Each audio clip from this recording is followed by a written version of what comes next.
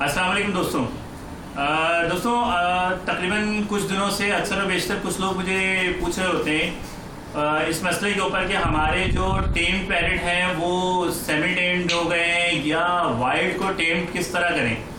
तो उस सिलसिले में आप लोगों को हेल्प करने के लिए वक्तन फ़वक्तन मैं आप लोगों को गाइड करता रहता हूँ। अभी एक छोटी सी वीडियो मैं आप लोगों को शेयर करना चाहूँगा।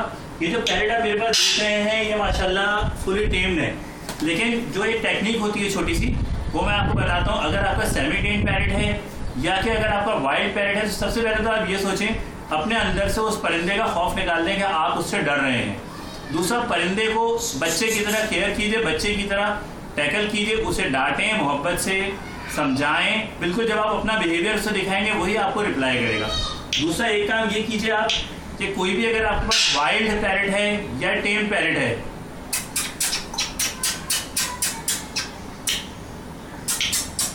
तो उनके लिए आप सबसे पहले ले लीजिए 2 स्टिक।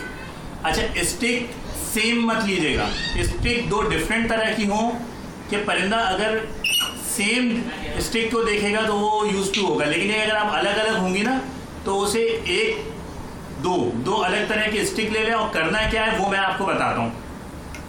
आओ भाई,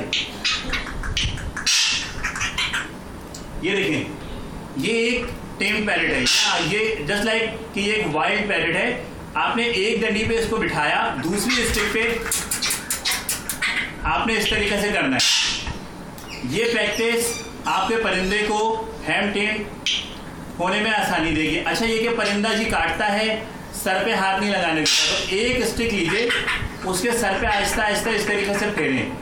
अच्छा, जैसे ये एक है और दूसरी मेरे पास ये है, तो आप इसको चेंज करते रहे। ये आ गया, इससे आप इसको ये करते रहें। अच्छा, इसी तरीके से जब आप इसको इस तरीके से करेंगे हफ्ता 10 दिन 15 दिन मोहब्बत के साथ इसको साथ साथ चुमकाते भी रहिए।